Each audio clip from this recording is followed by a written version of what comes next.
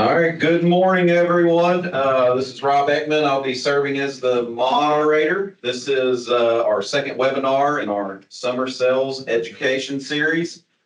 And we're live today in Topeka, Kansas with several people on our CapstanAG Service Team here.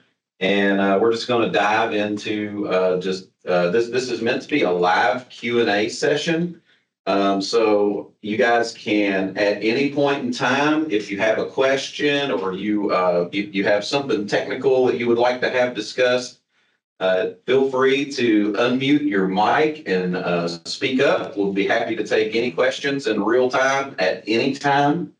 And there's also a chat window. If you have some topics you would like discussed, feel free to put those in the chat window. We'll be monitoring all the chat posts and we'll slip those in and deal with them as we get them in. But very happy to have everyone joining us today. And I'll introduce the team up here in front of us. We've got Garnet Willikahala. Say that 3 times fast, guys. He's our Canadian rep. Next to Garnet, we have Luke Miller out of Illinois. We have Chris Blankenberger out of Hopkinsville, Kentucky. And we have Leaf Spurley, also in Illinois. So these guys are going to be leading all the technical discussions today. We've got a few moderator-led questions to get this kicked off. And so I'm going to get started with those while you guys feel free to pipe in at any time. So I'll just start with question number 1 for the service panel here is, what's the most common mistake that people make during installations, in particular, maybe first time in installations? I'll take that one. Probably the biggest thing was two things. Number one, starting at basically the very first step that you're going to encounter when you're putting these systems on is usually we're going to put the valves on first.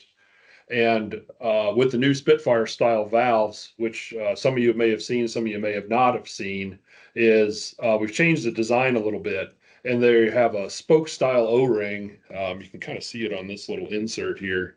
There's like it almost looks like a steering wheel, but it has little spokes on it. And what'll happen when you go to screw this valve on, you want to hold the valve or the coil part of that valve completely still, and then just spin the nut.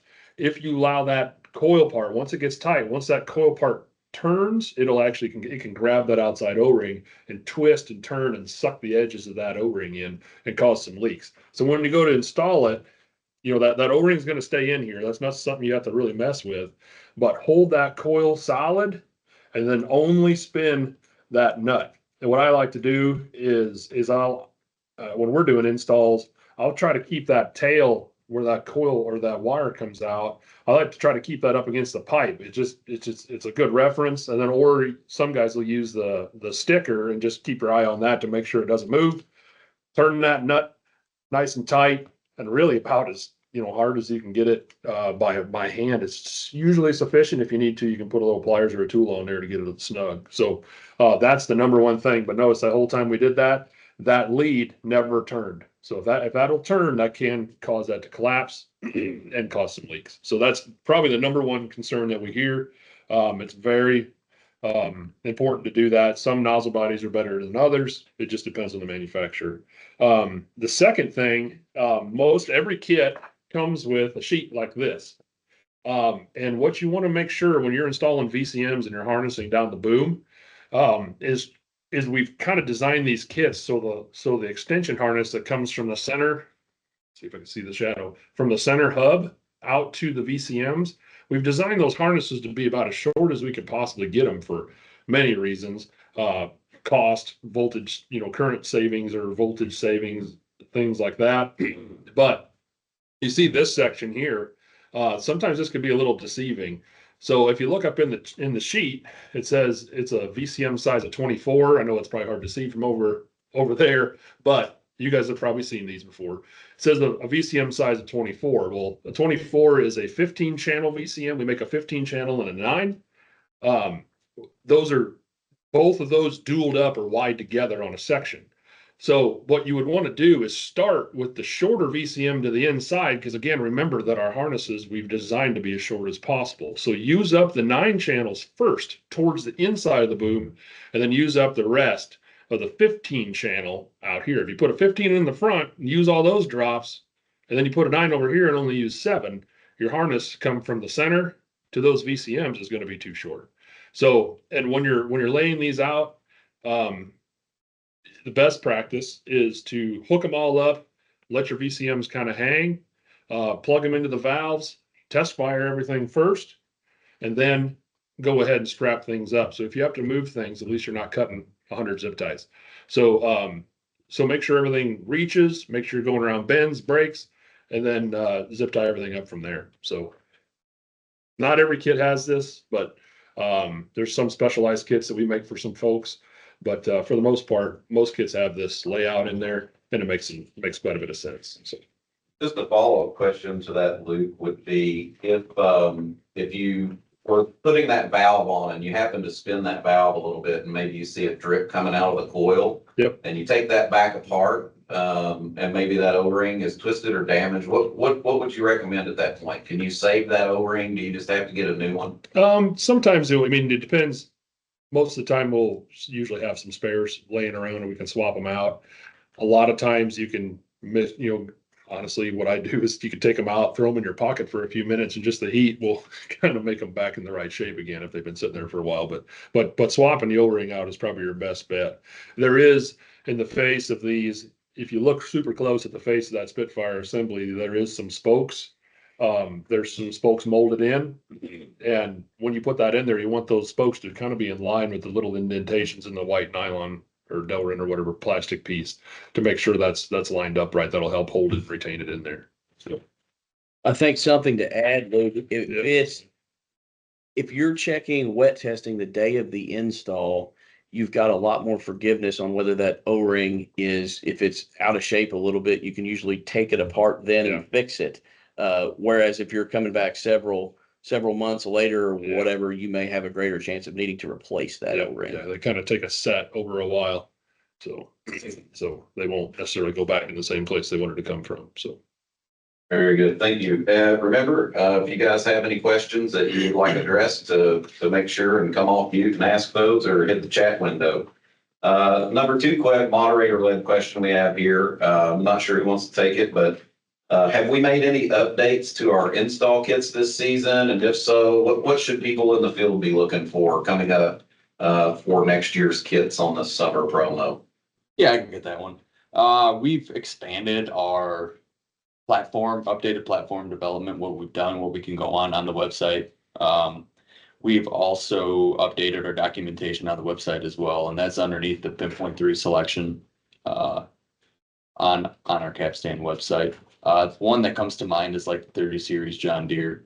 That's up there. I think there's a few more I'm sure that I'm missing. I think there's a new Nitro one on there too. So specifically, you're maybe referencing if you go to CapstanAG.com and you go to the resources tab. Correct. You'll find a link for Pinpoint 3, and under there you'll see all of the approved platforms and the different technical. Correct, and all the documentation that goes underneath there and installation instructions. And so whenever you're doing an install as well, if you don't have, all the install instructions that you need, I go to the website very often and go underneath resources. And you can look at all of the setup directions as far as in the monitor and on the boom. To add one thing there too, we actually, on several platforms, we actually have some videos of a walk around of full installations of, where the VCMs are mounted on a particular boom, where hubs are mounted, things like that. So those are available. They're in different places there. So, but there should be in the resources tab, or I think even on YouTube that we can probably find some of those. So absolutely. So kind of a handy thing to do. We'll have a walk around videos. So. All right, well, let's say we've got the valves on, we've got the VCMs hanging loose, we haven't pulled our zip ties, we've found all of our resources and got our installation complete.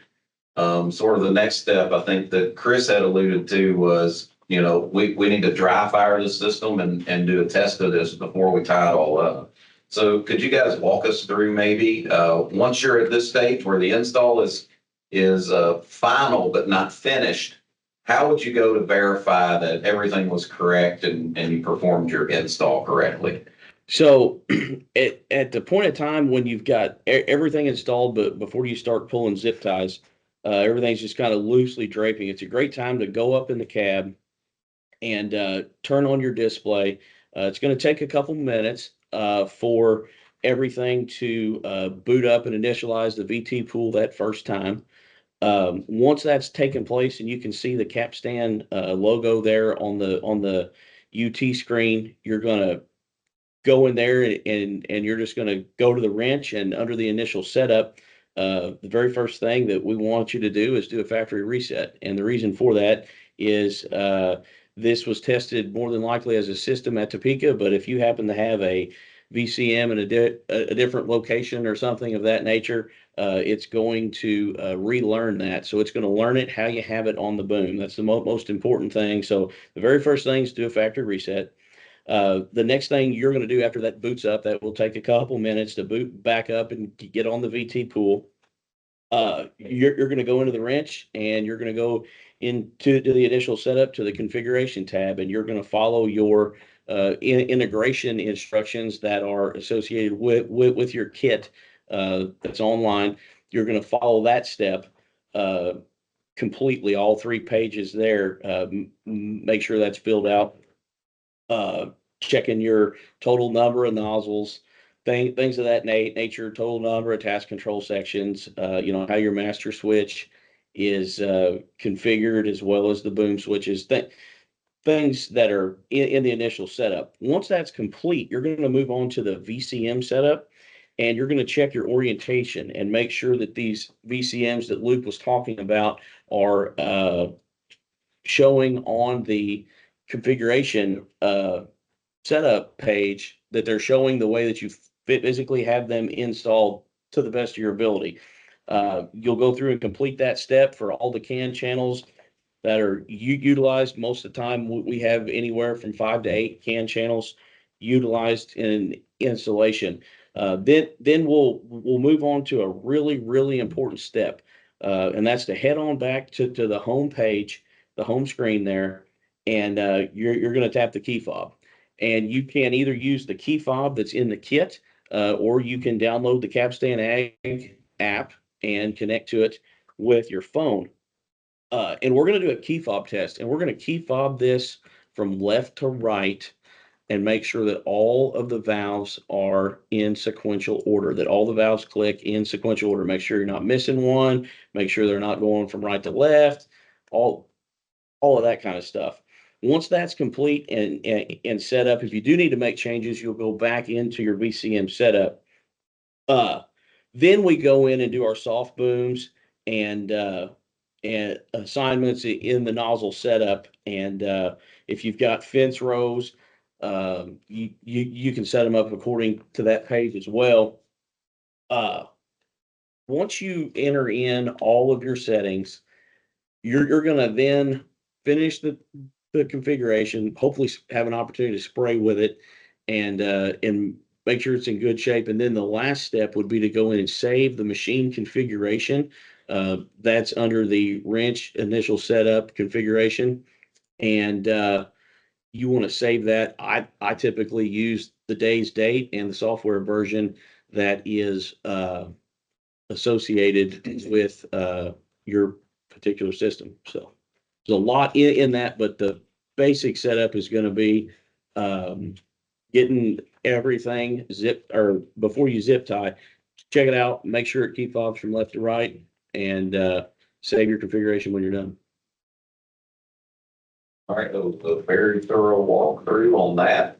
And and maybe this goes back to something that Lee was talking about a little bit earlier. Are there any specific tools or maybe documentation that you guys think that would be super useful to have anytime before you go to an install?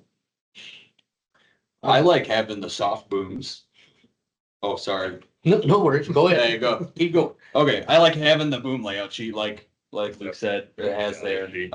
And the soft booms. I like having the actual like soft boom. We have a soft boom page on our through resources and sprayer and documentation and stuff like that. and have whatever, whatever that sprayer is, like 120 foot, 15 inch or 100 foot, 20 inch. And they have aluminum boom type and steel boom, and just having that with me just in case I hit some kind of hiccup. Garnet, do you have anything else?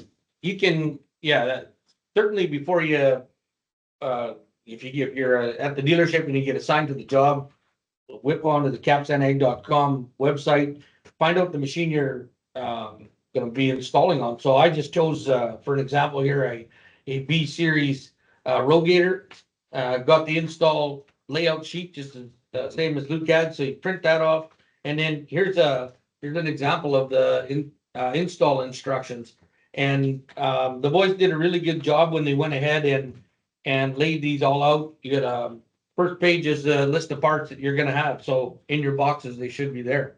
And this is probably the best tool. As far as hand tools, you just need a set of wrenches and sockets and a good set of zip tie cutters for you towards the end of the day. But having those install instructions for the model you're working on, they should be in the kit. If you have an opportunity to go through those the day before, you'll be familiar with the parts when you open the boxes. One thing that got brought up, and this is something we hadn't really discussed, is we mentioned soft booms. And a lot of people go, soft booms, what the heck is a soft boom? So in the nozzle setup, there is a button that says soft booms. And while we got this sheet sitting here, how you set those soft booms up kind of differ. So you got to pay real close attention to it. What we're really talking about is how many sections or how many nozzles are going to be fired off of a boom switch, like a physical boom switch in the cab. So like this layout is laid out for section 1 is, I guess it's 11 nozzles long. So we would set this up as soft boom 1 would be starting at boom 1, ending at boom 11 if you go into the soft boom press. No. Starting at nozzle 1, ending at nozzle 11, and vice versa on down the boom. So that's really what we're talking about when we're talking about soft booms, because some machines may have 5 boom switches, but we may have 9 VCMs out here. So we just need to tell it how many nozzles are going to be associated with which boom switch press on the machine. So that's something that does help guys, and that's something I hadn't thought about until we were just talking about it. Yeah. So. All right, sounds like we're installed and ready to go to the field now. And this is probably the #1 phone call that comes into Capstan. Did you check your strainers? And that's usually followed by, can you please send me a picture? So I think our service panel should address that and filtration recommendations and best practices and experiences. I think I had that one. I was going to cover that one as well. So we recommend 80 mesh on every machine. First and foremost, there's a lot of these machines came out of the factory with a 50 mesh strainer in them. Best practice is to swap that out. If a person needs more surface area, there's a lot of times guys will even add 80 mesh strainers on the boom. At the center tree, they'll put 2 80 mesh instead of just one big 50 or something, just to get more surface area to catch more junk through the system. What we recommend, at least, in a lot of our territories, is keeping a big 80 mesh strainer on the load itself, like coming off the tender truck, and just keep the junk off the sprayer in the first place. First and foremost is it's a lot easier to clean it when that truck's headed back to fresh water every day multiple times. Clean that strainer then, and just keep the junk out of the sprayer in the first place if you're running hot loads, or even not even hot loads, just pumping out of a ditch or you're pulling sand into these machines, things like that. So that's huge. Filtration and cleanliness is key with this thing. You're going to get out of it what you get put into it, literally. So anyway. All right, we did have a question come in through the chat, and that is, how long does it take to usually put a full pinpoint kit on a sprayer? It's variable. It depends on how many hands you have there helping you. We can normally, like with 2 guys and maybe a third helping, we can knock it out, in half a really good install, half a day, and you have the rest of the afternoon to actually water test it, kind of work out ironing out some other things. Yep. But I'd say 120 foot, 15 inch, 6 hours, is pretty fair. Pretty close.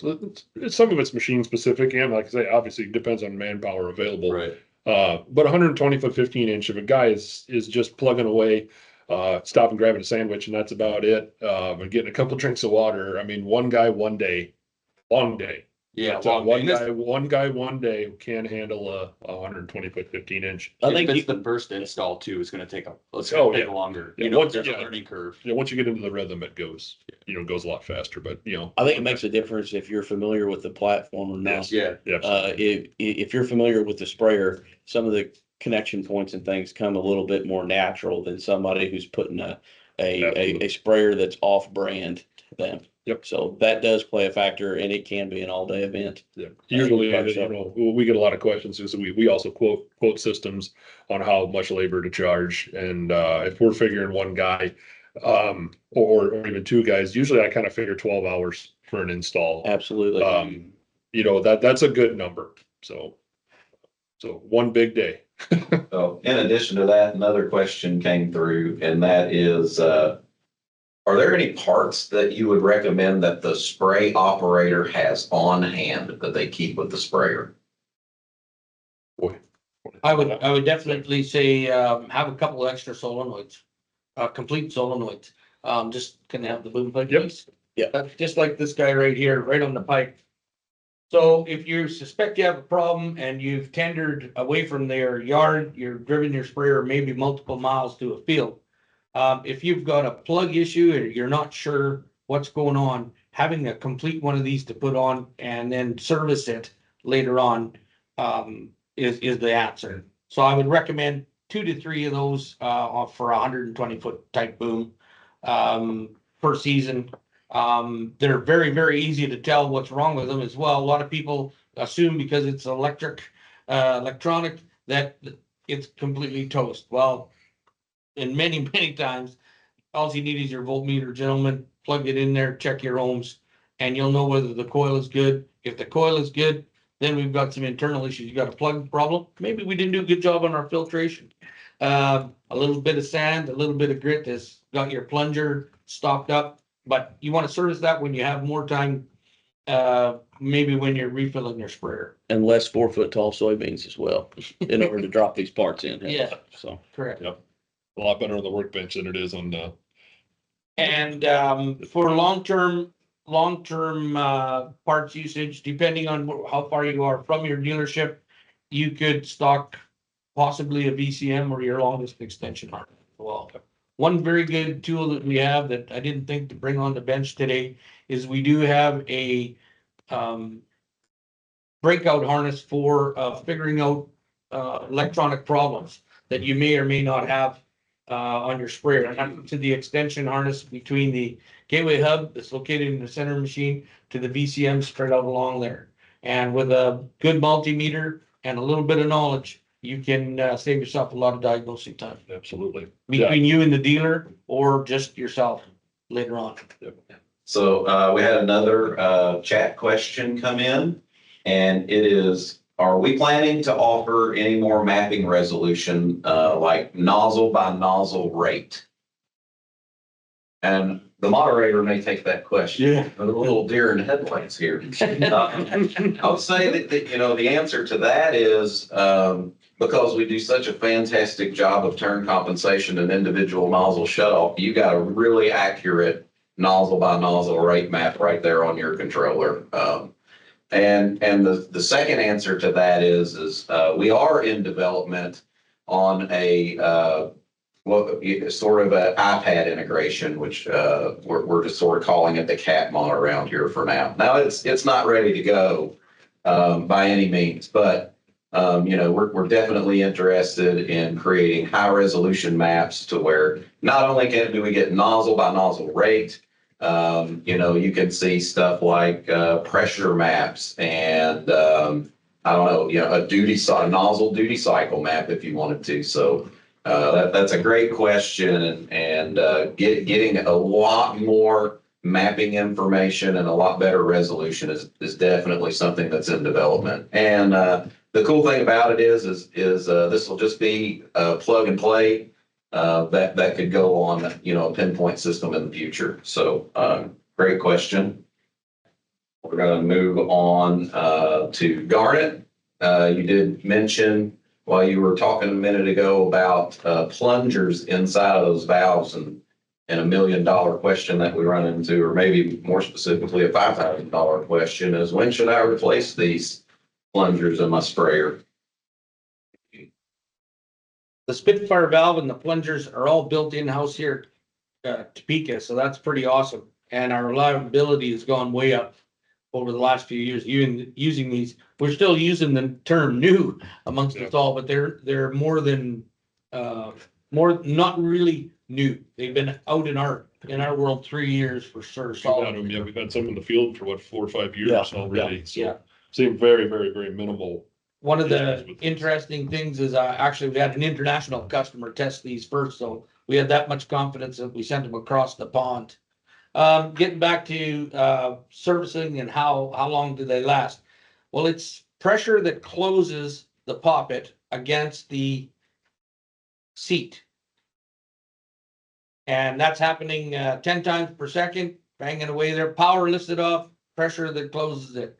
So after you run your system for a little while on the face of this guy, you're going to see an indentation come there and it matches your seat. We should expect 2 to 10 years life expectancy. What we don't know from this side of the desk is what you're putting through that sprayer. So filtration, key, and then knowing what you're doing, and rinsing is also key. So keeping this valve clean. Poppet wear manifests itself like if you've got a drip. These guys, when all booms are off, they should not drip.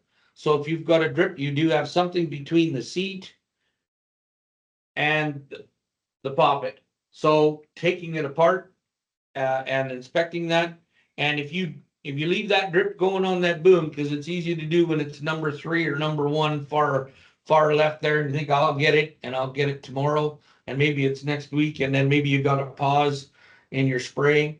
What you're doing is you potentially are costing yourself money, because if you damage the seat, it will leak continually. But service it. That's why we have the spares. Service it, get it cleaned up. But this should give you multiple years of spraying, depending on the cleanliness and the products that you're using. One other thing I'd like to mention, we've seen some in the past, is the backside of that plunger. You know, a lot of your main wear is going to happen on that rubber seat. But on the backside of that plunger, there's some of these products, you know, especially get some even some dry AMS that hasn't dissolved and things like that. We've even seen some metal out of some certain products that will remain nameless. That'll actually get on the backside of that, and it can actually cause a sharp edge on the backside and almost a flaring of the metal part of the poppet on the backside. So again, cleanliness is key. Keep the stuff out of this thing in the first place. But if it does flare out, that can kind of hang up, and we'll get some sometimes some sticky residue from different atrazine products and things on the backside too. All right, we were able to get that question into the chat now. Apologize again for that technical issue there. But we've got a pretty technical question on here, and that is, what's an acceptable voltage drop with all of the coils on? And what acceptable minimum voltage on the diagnostic page when the system is running on a 120-foot, 15-inch spacing machine? So that's the first part of this question. So you guys would like to take that one. So this is actually something that me and Leaf have been dealing a lot with lately. We have a lot of 120-foot, 15-inch machines. And if that came from Chris, I'm sure I know which brand he's talking about too. But we have seen a lot of that. Especially recently, we started getting a lot of higher pressures, and this is a good service topic, really. Once you start getting some higher pressures, you get up that 70 psi, 20 gallon an acre. We hit some limitations on things, especially on the outside booms where your voltage drops. So, but most of the time, if the voltage coming into the actual hub is plus 12 volts, you're usually in pretty good shape. We'd like to see somewhere with some of the new technologies we've done with pinpoint 3, probably like to see somewhere closer to 13. And then on the outside of the boom, we really don't seem to have too many issues if you're up in that 11 volt range. If you're really starting to test out there, with a breakout harness or something. Once you get up to 11 volts, you seem to be sitting pretty good. You can get some fairly high pressures out of these things. You have to be testing that at 100% duty cycle. Yeah, 99% duty. Yeah, if you test it at 50% duty cycle, it doesn't really do a whole lot. So And you don't want to test that at the valve either. You want to test that at the supply voltage to the VCM. Yep. Yep. Yeah, talking about that breakout harness that Garnet had. I can look up a part number and actually give it to you guys if you don't mind me playing on my phone for a second. So that'd be a good thing for you guys to jot down. So It's probably a great idea. yeah, Yeah. I'll look it up. Not being unprofessional, being professional. And I think that's voltage drop is something that we probably don't see that terrible much of on a new machine, let's say. But if you've got a machine that's got a few hours on it, or you are installing on a C series or a B series or an older case or older Deere, one of the best things to do is make sure our batteries are good shape too, because we find sometimes that that's just not the case. Yeah, the connection there, Yeah. make sure that's good and clean. Yeah, absolutely. Motion on the breaker as well. There's Yeah. a lot of times that you can get, voltage on the other side of the breaker with the machine off, but then when you fire the machine up, that breaker can fail and it'll still pass, Yeah. it won't pass current. Yeah. If you guys have a pen and want to write it down, and we can maybe email this out later on too. A good part to have around for some of this. Our part number is 118-701-001 is our 6-pin breakout that you can diagnose a lot of this stuff on your VCMs. I know it's something everybody, when we pull it out of the tool bag, everybody goes, "Oh boy, we wish we could have one of those." Well, here's your chance. So 118-701-001 is our 6-pin breakout. So Gotcha. And then a follow-up question in the chat is, what software version would you recommend running?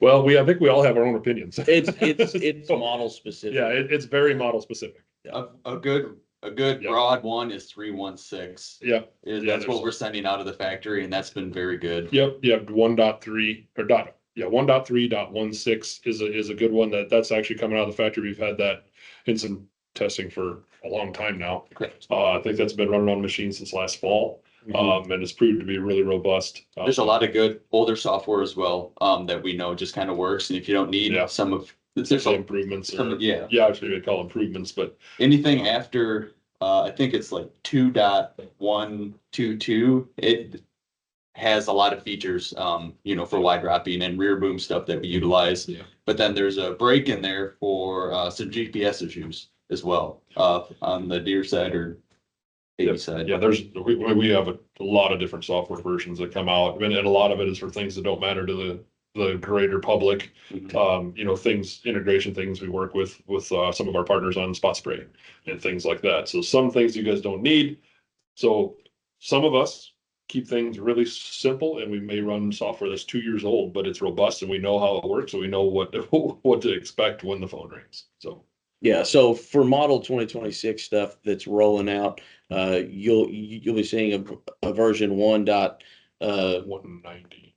3.190. Yeah. Yeah, will be probably the one you'll see. Yes, that is where we're going forward. Looks really good. So, but for now, for what you have on hand now, 3.16 is, I think, what's coming out on everything.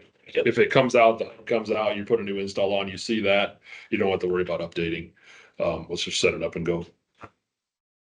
Awesome.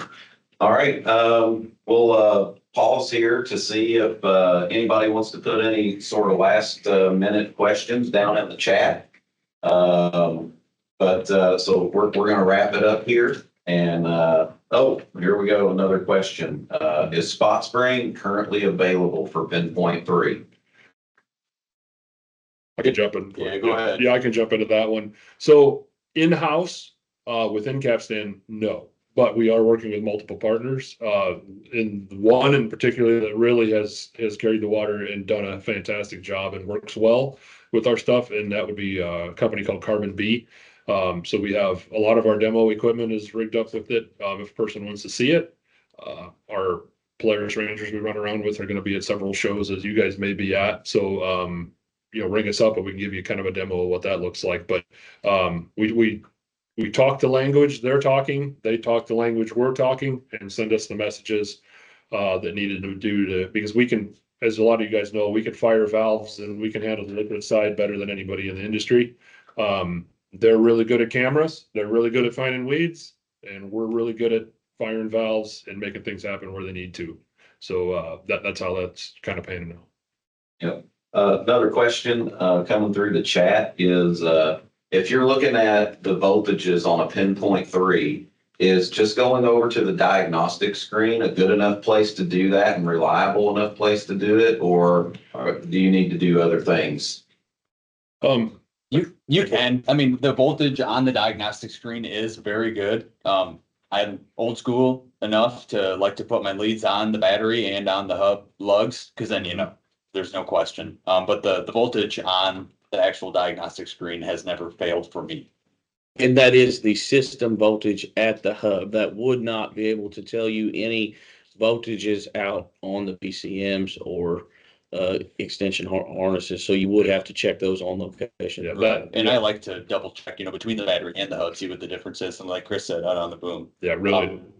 Really that voltage you're looking at on that diagnostic screen is basically to check the integrity of the machine batteries and the power harness. And that's really it. Anything that could be happening outside of that will have to be checked definitely with a meter, but it's good to verify that too. I mean, you can maybe see a couple, and there's discrepancies in voltmeters. I mean, you can see a voltmeter read a half a volt or a volt off, from time to time, depending on how good or bad, or it doesn't matter what. It's not so much important exactly what it reads if you're checking the VCMs. It's the difference between the hub and the VCM. So if your voltmeter is reading 10 and a half out on the VCM and you're 12 and a half or 13 at the hub, then you definitely have an issue, a voltage drop. Same meter. So Another question cycling through the chat here is new software going to work better with saving changes in profiles? Currently, if they're making a change in a saved profile and switch profiles, sometimes it defaults back to old settings. Yeah, so I don't know if anybody else wants to do it, but I can do it. So there is some new, this version 190 that we're talking, actually 316, I believe, does it too. Has some auto save features to it. So there is a lot of changes coming in as far as that goes. In the past, the only time settings would change was on a software restart. If you were in a job, or software restart also happens when you shut the key off, it'll automatically save the settings. Now we're going out and auto saving as we go through the day, saving settings that you're dealing with. But then the machine configurations, if we saved a machine configuration today, and then say we put a rear boom on our machine and we activated that configuration, and made some changes there, you would have to, in the past, you would have to change that and update that configuration before you swapped back to your old one. And the new ones or the new versions are going to offer, what we were just actually announced yesterday, that we're going to start, doing a little bit more live saving with some of that stuff. So be really handy for guys that are doing, front boom, rear boom, wide drops, 30-inch drops. We do all this different stuff and have different configurations. Yeah. So it'll be very nice for that. I would say that question maybe comes from that operator or that person having problem. And to make sure that you're reaching out to your Capstan rep if that's a continual problem with something that you're running. Yep. And if you are having an issue, if you get those settings changed, you can make a new configuration and rename it. So you don't have to change your settings again, back and forth, and just get a hold of somebody we can help. Yeah, like say, if you switch to a rear boom on, say, a Hagee sprayer or something like that, if you switch to a rear boom, if you like the way that was working, you can save that, switch back to your front boom, and go ahead and delete the old one. And then you have all of the changes that you did made, and just go back and forth that way. Saving these is super easy. But if you start getting a massive list of them, it gets you can get lost in the mud real fast. So, but there is some improvements coming for some of that. if you load a previously saved configuration and you always have a setting that changes that you have to go back, it's probably a good idea to save a new configuration. Right. Yep. Yeah. Yep.